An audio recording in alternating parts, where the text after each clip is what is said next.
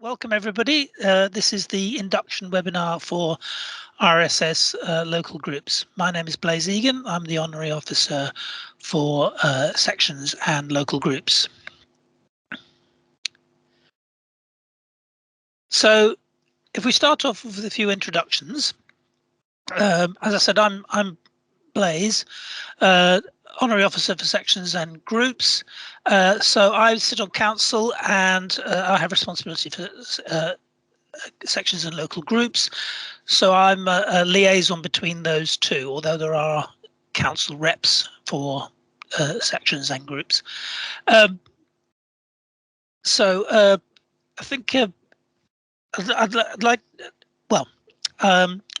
like to introduce Amika Nwagbara, who is the member engagement officer, and also Paul Gentry, and Paul is the conference and events organizer. They will be doing their own pieces later on. But if we start with some introductions from attendees, if you could each, when I call your name, say a little bit about yourself and which local group you're representing. Leah, can we start with you? Yeah. Hi. So I'm based in Dublin, but I'm the committee secretary for the Northern Ireland local group, and I work in an organisation that's a little bit like NICE, but the Irish version of that, so medical statistics related things. Have we got Peter Adamson? Yes, hello everybody.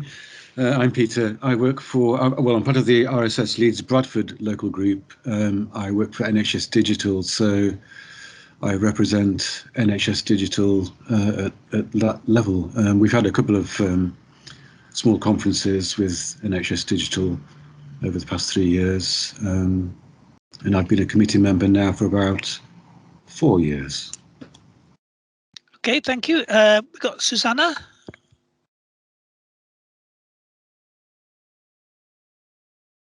Hi, I'm going to be getting to know Peter quite well because I'm also joining the Leeds Bradford committee. I'm an MSc student in the throes of PhD applications for mostly biological statistics. Okay, thank you. Have we got Christiana? No. Michael Bonsall. Hello, I'm the secretary for the Oxford group, just started. I've been a member of the RSS for about 15 years or so. I do statistics related to sort of biology, particularly in environmental sciences. Dorothy Schneider? Hello, I'm Dorothy. I work at the Office for National Statistics in the Health Analysis and Life Events section, and I'm secretary in the South Wales group since autumn. Thank you. Lucy. Hi everyone, I'm Lucy Teese. I am a medical statistician at the University of Leicester and I'm based in Nottingham, and I'm here representing the East Midlands local group, but I'm also involved in a few sections and council and other things. Michael Waltenberger. Have we got Malgorzata Wojciech? No. Okay. Thank you. I will now. Right. I'll say. Here's some pictures of all of us. Me, honorary officer, Amika, member engagement manager, and Paul Gentry, conference and events manager. There are other members of staff present who will get mentioned in a minute. There's an email address for me. I work for BT, sort of roving statistical consultant for the BT group, helping BT's thousands of engineers get out of statistical holes, and I review things that go to the regulator and generally keep engineers out of trouble.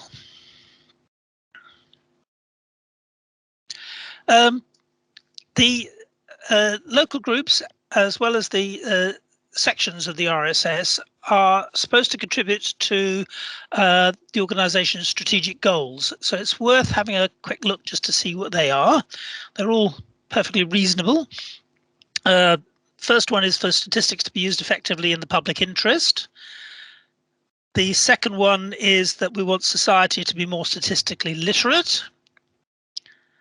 The third one is we want a strong body of professional statisticians to maintain the skills they need and critically apply methodology. The fourth one is that we want statistics as a discipline to survive. Fifth one is we want engaged and energized membership and staff, and to work collaboratively with partner organizations. And the last one is that we want the society to be financially sound, sustainable, and well run.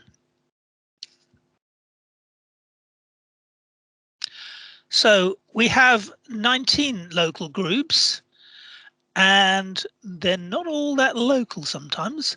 So you'll notice, for example, that we have one in Nigeria. So we do sometimes have local groups that are outside the UK where we can help people in another country without treading on the toes of a local statistical organisation. So we cover large areas of the country. So there are plenty of nearby places for everybody to go to. Any questions, or is any of that unclear?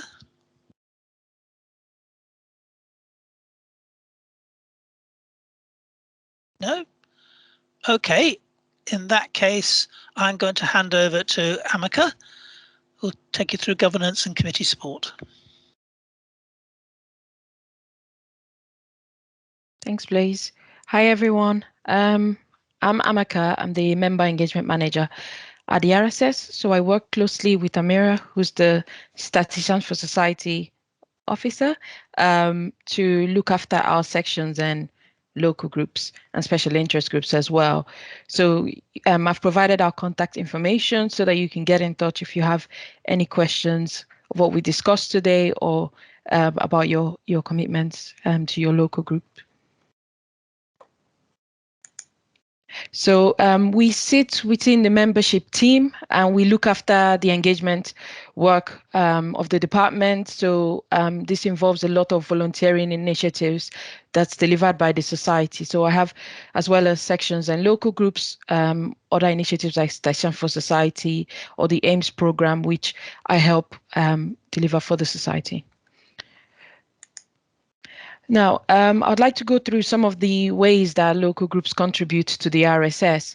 So as Blaise said, your activities help us deliver our strategic goals, and that can arise and that can happen in so many ways. So mainly local groups tend to organize events. They have an annual program every year, and we encourage local groups to hold about 3 to 4 events that encourage members to connect, share interest, and find out about some of the emerging topics within their region, but also engage with students and school pupils at the same time, and the local industry and community in their area.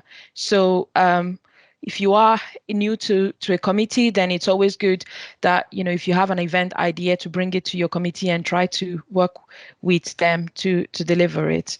Our local groups also collaborate with other sections and special interest groups, and Paul will go through the special sections and SIGs that we have, but they help us take the activities from outside London to your local area, and this means that you can bring particular areas and statistics that we have created sections and groups to your local group. So do consider, if you have an idea, whether there's an existing section or SIG that you could collaborate with, as that could bring in more budget as well to deliver your work, but at the same time, they can assist you with looking for speakers or help you publicize your activity as well.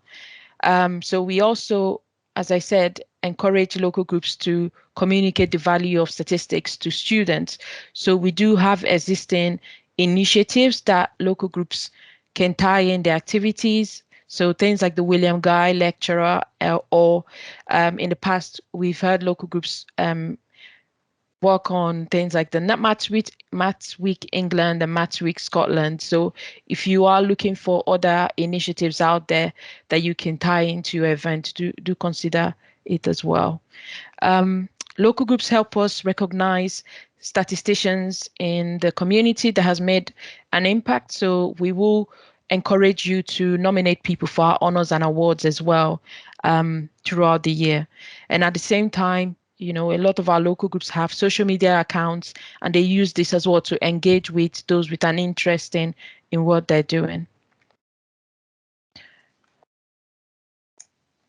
Now, how do we support local groups? As I mentioned, Amira and I are the main contact for local groups. So if you have any questions about what you should be doing for your committee, or who you should contact within the society about any work the society is doing, then feel free to get in touch with me. I'm happy to direct you to and help you find out the information you need.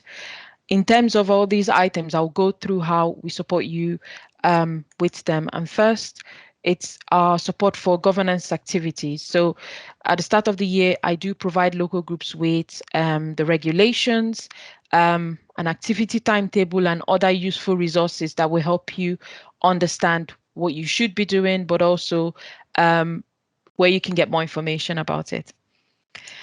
So the regulations. So this is a document containing everything on how to run a local group, what your remit is, the structure of our local groups, the roles of the officers, even how long a committee member can can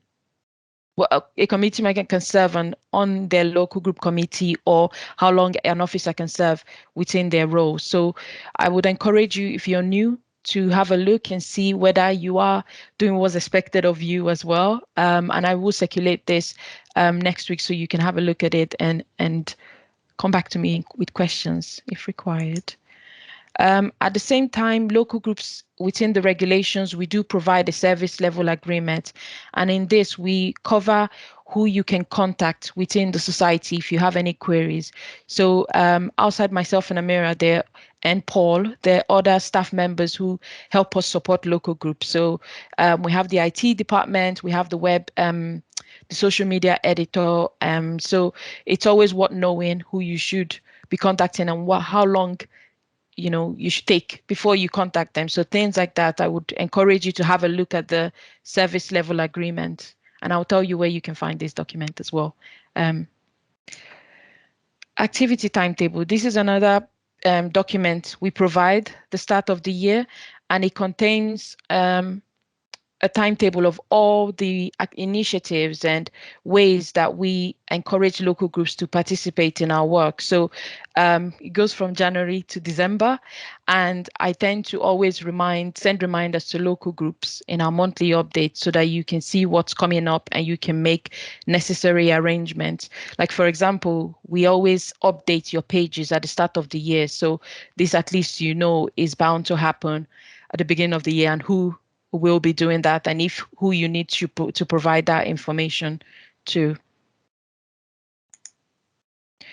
Other resources we provide is around our infrastructure. So a lot of local groups, last year we did a big piece of work with providing everyone with a Microsoft package, so that you can have an RSS email address, but also have available Microsoft Teams, Microsoft Word. So all the Microsoft packages are now available to local groups. And I'm sure some of you will have responsibility for the email account. So it's good that we've provided guides like this to give you more information on how to, create an invite in Teams or set up forms, or also how to manage your Outlook account. So it's worth having a look if you have any questions about how to use these packages.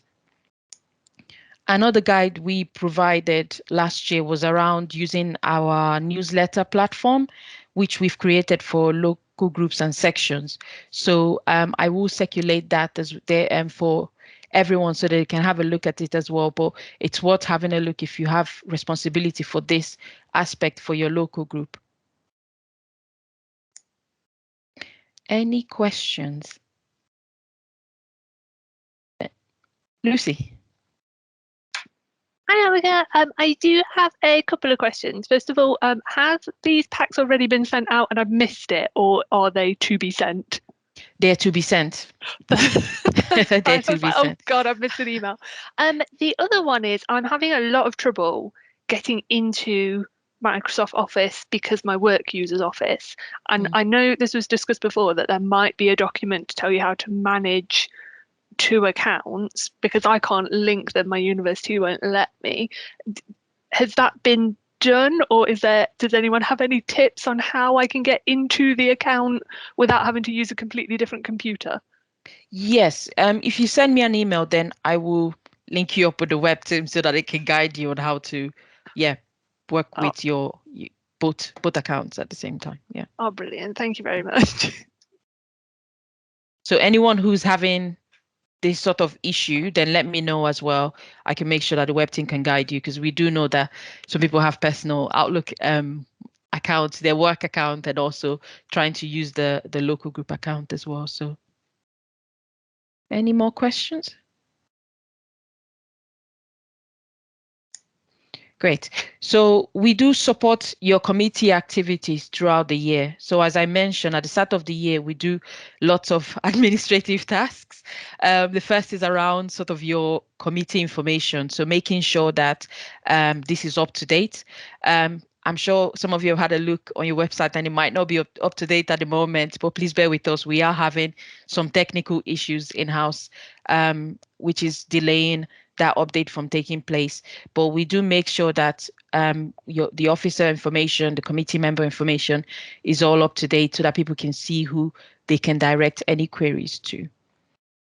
We also will update permissions to submit events for your for your local groups. So in most cases, it will be the chair and secretary who has access to submit events for your local group so that it will appear on the RSS website. So we are doing that at this moment. So you will see emails coming through very soon letting you know that you have access to that area of the website. And also, as I mentioned, we will update as well who has access to the newsletter platform. So you can communicate with those who have subscribed to receive information from your local group. And again, this will be given to the chair and the secretary. So at least more than one person can send out emails. Now, local groups at the start of the year, we do encourage them to submit grant request form.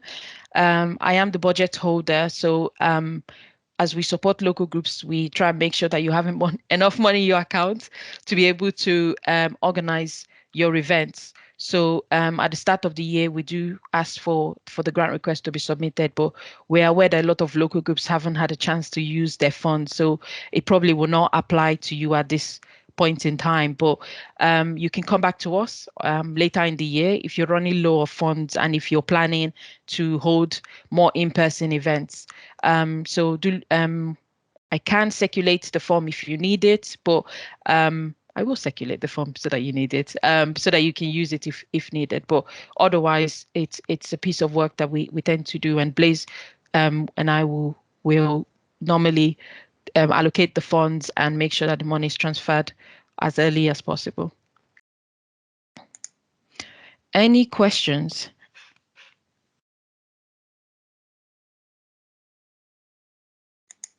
Great. So the rest of the year, we will contact you about updating your page, because as you know, we want to make sure that people and visitors to your web page can always see who is on the committee. So do look out for this information if you are an officer. And you know, it's very important that people people can see what's happening and see how changes are being made on your website, on your web page, sorry. As well as that, we do support you with publicizing your any vacancies on your committee. So once we are aware that there has been or someone has left the committee or a position is vacant, then we try and make sure that it's advertised. So if you do have vacancies right now, then let me know and we will put a call for new members, or we can give you a link that you can share with two people on your mailing list so that they can, express interest in these opportunities as well. At the same time, we do help publicize the AGM. This is part of the requirement of organizing your AGM, that members are made aware of your upcoming AGM. So later in the year, between September and December, when local groups start organizing their annual general meeting, it's part of the information that we would ask of you. So things like who has been nominated for the committee, when is your AGM taking place, and timing. So look out for these emails, but it's always worth noting that we support that process as well. Another piece of work is the activity report. So every year we try to encourage local groups to submit a record of all the activities, events, social activities that they ran, so that this can be communicated to council. So we provide this spreadsheet to local groups, and you can fill this in as you go along. So as your event has happened, you can put that information in. You can tell us what was your attendance rate, the location, who were the speakers. So these are the kind of things we want to know and can report back to council. So it's the officers' responsibility to kind of make sure that this information is kept up to date and then submitted at the start of each year as well. Within that activity report, there is a financial summary aspect to it. So we would ask for information on how much money you've spent, how much you've got left, and basically how you spent the money. So it's very important that you, as you know, the treasurers keep track of this, and it would help you understand whether you do need funds for the next year, and how much you should be requesting. So within that activity spreadsheet, it's part of the information that we require. Now, as well as providing that information to council, we also do put a copy of your activity summary on your page. It's listed underneath additional information so that visitors to your page can see what is coming up and what has happened over the past year and how active you are as well. So it's what, knowing that we don't just keep that behind the scenes, but it's also shared to the rest of our members, to so that they can see what good work local groups are doing. Any questions at this point? Great. So we also encourage local groups to share good practice, and we also try and make sure that knowledge is shared across all our sections and groups as well. So what we do initially is help you stay informed. So throughout the year, I will try and make sure that you're updated on any new opportunities that arise within the society, any upcoming deadlines, and this will all be listed within the monthly email updates. And what we mostly ask officers to do is once that email comes through, you just forward it to the rest of your committee so that they can see other activities that they can get involved in. Within those email updates will be the CEO's report. So internally as well, we have to report back to council how we are achieving the society's strategic goal throughout the year. And so this paper is taken to council, and the CEO will report and speak to this at the meeting. So we usually share a copy of the report with local groups and sections so that you can see what we're doing, but also you can see what activities you can tie in any of your planned events to. At the same time, Paul and myself, we try to visit local groups, and we've done this in the past, but due to COVID, it hasn't been possible. So it might be time for us to rethink, if the pandemic is happening, how we can, still engage with you, because it has helped us in the past to kind of put faces to names, but also see how well you guys are getting on, and also come experience your events for ourselves too. So do look out for that in future, because we will let you know when we are attending, so that we get to meet you in person. Now, in terms of good practice and networking, it's something we encourage, because we want local groups to share what good work they're doing, but also share any new ways or new things they've put in place within their committee to work efficiently. So we hold biannual meetings where we encourage local groups to send representatives to, and you'll get to meet others who attend. Currently, it's virtual because of the pandemic, but we hope, again, if things are better, we will bring that in-house. It's usually held in February and around September, October time. So if you are new and you want to experience it for yourselves, I'd encourage you to come forward and put yourself forward for attending or representing your local group. The meetings are a good way for you to share any important work you've done and you feel like you want to tell others about. I will go to the next slide and show you an example of the email updates. So this is an example of what I tend to send every month, or I try to send every month. So you can have a look at it, and you can see that the CEO's report is listed there. New policy and guidance that affects you guys are also being shared with you. So please do look out for these emails. Now, all the guidance notes, documents, dimensions, resources, they're also saved online on the RSS website. So we save it within the information center, and this is a repository for our sections and groups. It's where we store all the documents that apply to you, and it's where you can go for them if you're not able if you haven't heard from somebody, if you haven't heard from me and you need this urgently, you can find information center by logging into my RSS.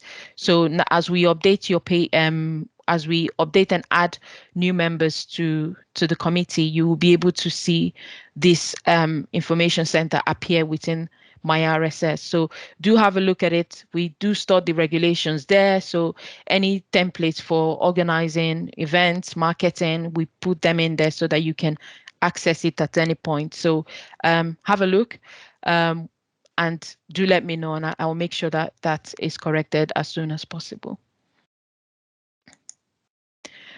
Any questions on what I have mentioned around governance committee support?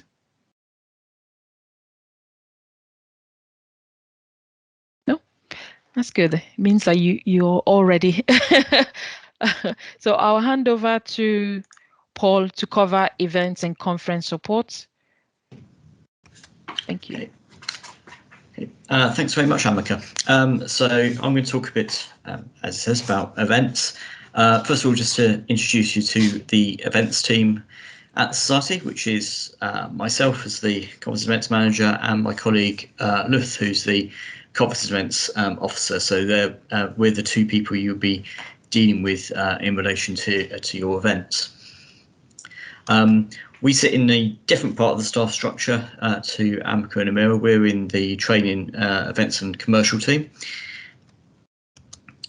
And this is just sort of a summary of the areas that we cover as a team. So we spend quite a bit of our time running organising the annual RSS Conference. We also work on the Society's keynote lectures, such as the Beverage Lecture and the President's Address.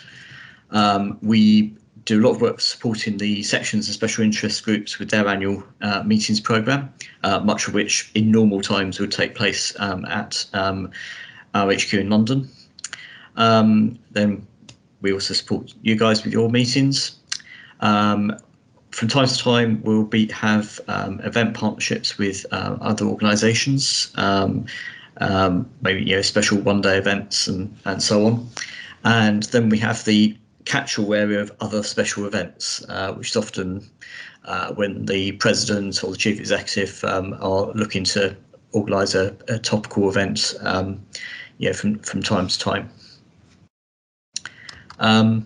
So in terms of the specific ways in which we support your work on events, we provided an event planning checklist and guidance, which I'll talk a bit more about in a moment. Currently, over the last couple of years, we've also been supplying support for events that are run on Microsoft Teams. I know groups use a variety of different platforms, but the one we're able to provide support for is Teams. But obviously, I know lots of you are quite well practiced in setting up your own events. We can also provide support in terms of promotion of your events, where that's just by making sure that they appear in the fortnightly members newsletter, or there's also a dedicated events newsletter that goes out roughly every 2 months. And as part of that process of your event being listed on the RSS website, we can also set up the registration pages for your events, and then Luth will support you in sending out the relevant joining instructions to those people who have registered. And then post-event, we can help you getting your reports on your events up on the website, and I've put the email of my colleague Sarah, who works on the website. If you send your reports to her, she'll get those up. And finally, I just wanted to briefly mention the activity and event conduct policy which the Society has, and which it's important that you draw the attention of your attendees to your events to that policy. It's a very straightforward, common sense policy, but it's there to help people, and there is a complaints process as part of that policy. So do please, it's on the website, and so you can send a link round to people, but it's just something to be aware of. And you see there the on the right hand side, that's the excerpt from the conduct policy. On the left hand side, you have an example of one of the template flyers that my colleague, the marketing manager, has produced for sections and groups to use. There's several different templates that are available, and as Amika mentioned earlier, they can be found in the information centre on the website. The idea is that you can just drop your relevant text into those, and then you use them as required in advance of your events. I mentioned about the planning and promotion checklist. Now, essentially, this is a timetable for planning each of your events, just in terms of the different stages you need to go through, and gives reminders of what information needs to be provided to us at the centre in terms of getting your event listed and so on. There's also references in there to the different guidelines we produce about different aspects of organising your event, and also a checklist of final preparations for you as event organisers and also for your speakers. And then finally, it covers post-event activities, whether that's collecting feedback from attendees, submitting your event report, updating the activity record with number of attendees, that sort of thing. And so again, this is available. The checklist itself is available in the information centre, but we will recirculate it in the coming weeks as well. As Amika mentioned earlier, we do encourage you to think about working with our sections and special interest groups on events, and in this morning's webinar for section special interest group officers, we encourage them to think about working with the local group, so hopefully there's a nice two-way synergy there. But yeah, so if you've got, as you can see, we have 20 sections and special interest groups, and I think there's a 21st in the pipeline, who cover most topics you can think of within statistics and data science. So do think about when you're organising an event on a particular topic, is there a section or special interest group you can link up with?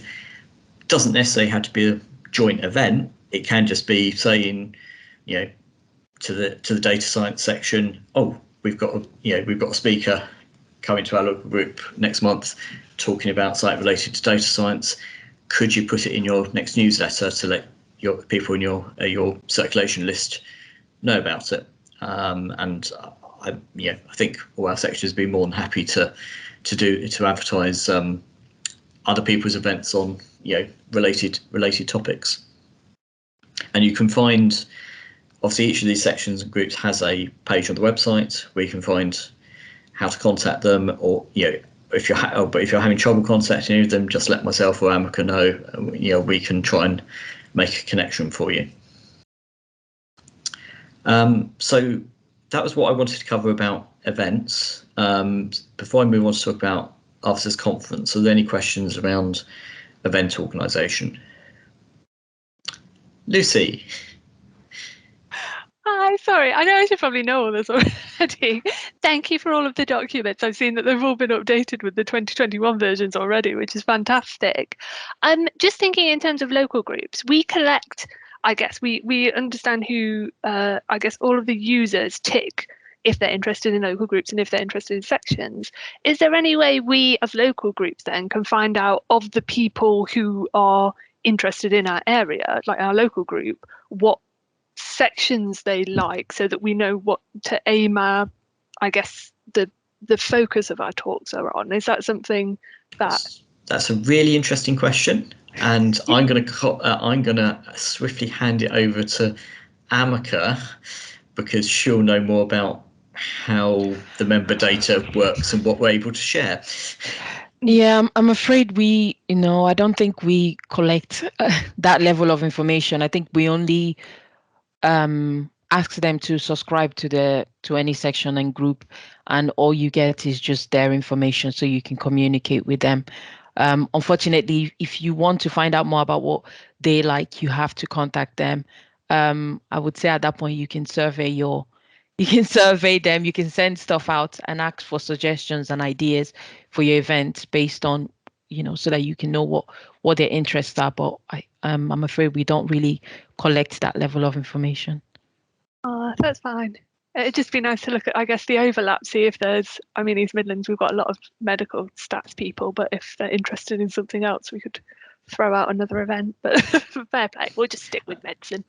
I could be cheeky and suggest that you could raise it at the next council meeting, but I don't think my colleagues in either web or membership would thank me for saying that. I'll just add it to the list, Paul, it's fine. Okay, are there any other questions around events? I was just going to say, well, we give you Microsoft Forms, so you could probably use that. We're giving you some tools to poll people if you want. So we're trying to make it easy. Thanks, Blaise. Oh, that'd be quite handy, yes, to do that on one of the mailing lists that goes out. Have a form. Thanks. Okay, I will move on then. Okay, so just about talk briefly about RSS Conference. And you might think, well, how's that particularly relevant to local groups? There's a couple of ways in which the conference is relevant. One of which is we do move the conference around the country, and that's deliberate. That we try and give people in different parts of the country, from time to time, easier access to travel into the conference. And as part of the bidding process that we have for hosting the conference, we do encourage venues and convention bureaus to involve their relevant RSS local group, or alternatively the local maths and stats department, in their bids. Doesn't always happen, probably happens about 50% of the time, but a good example is this year's forthcoming conference in Aberdeen, where right from the start the venue engaged with the RSS Highlands local group and got their support for the bid, and that that was a consideration when we were looking at the bids that came forward. So it's really just to flag up that if you're in an area that has a major conference centre in it, potentially they may get in touch with you as a local group to say, will you support our bid to host the RSS conference? The other aspect of it, and it might not be such an obvious one, is that as part of the planning process, program planning process of the conference, we have what are called invited topic sessions. There are usually just over 50 of those. Actually, for this year, we had our largest ever submission, so we've got over 60 of them going on the program, and anyone can propose those. Yeah, as an individual fellow, you could propose a session, but local groups can propose sessions, and you might think, well, that isn't that only really relevant to the local group where the conference is taking place. Well, they do get involved, thankfully, but yeah, other local groups, if they've got a particular burning issue they want to put a session together on, are more than welcome to propose a session. And for example, for this year's conference, the Southwest local group have a session on the programme in Aberdeen, and you can't get to UK local groups further apart. So so when that notice does come around later in the year for 2023, and we start the process, just over a year before the conference, do have a think about, would your local group like to contribute to the conference, even if it isn't anywhere near where you live? So just to flag up, that process takes place later this year with the deadline in November. And so just to note, with the future dates, as I've mentioned, we're in Aberdeen later this year, and we're about to announce, it hasn't actually gone on the website yet, that we'll be in Harrogate next September, and the 2024 selection process is just about to get underway, and so I don't know where the 2024 will take us, but it'll be another part of the country. So that's just a little bit about RSS Conference. So are there any final questions around conference and events?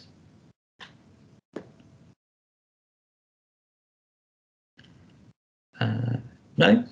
In which case I will hand back to Blaise. So I would ask, has anybody got any issues or questions about anything we've discussed today? No? Oh, Dorothy. Well, it's not really about anything today. That was all fairly clear, but I missed the right point of asking, because I've got a specific question about the mailing tool. I've read around through the guidance, which was really helpful, but because so far I've really only sent out like one invite, I'm still not quite sure what kind of things are appropriate to mail around or not. And the specific case I have is that another committee member who's from Public Health Wales, they've got a job advert which is local in Cardiff for a principal statistician, which is advertised via the RSS. So I think it's not in competition. If I was to email that round, or is that not appropriate? I wasn't quite sure. At top of my head, I don't think it's appropriate. Okay, I still have no idea. I can check with senior management on that. I think we mainly want the mailing platform to be for your activities, and if it deviates from that, it should be really linked to your activities type thing. Like if there's an event closely linked to what you guys would deliver, then yes, publicize it. Because it's activity focused. So let's be focused. Anything local. No, that's fine. That makes sense. It's and I'm glad that I've had the opportunity to ask like that, because I was not quite sure. Okay, what other things could there even be that I might or might not want to mail about? Thank you. Okay, thank you for that. Anything else? Anything else that people are concerned about? Well, before I close the meeting, I just want to say that there's a whole bunch of people here who are here to help you. So if you're feeling you're in difficulties or you're not sure how to proceed, we're going to make these slides available to you, and they're going to make a recording available to you. But do feel free to contact myself or Amica or the people mentioned earlier on in the various categories. We are here to help you, and you're not on your own. So don't be scared by your responsibilities, because we're here to help. Other than that, I would thank everybody for their time, and I'll close the meeting at that point. Thank you very much. Thank you. Thanks very much. Thank you. Thanks, guys. Bye. Thank you.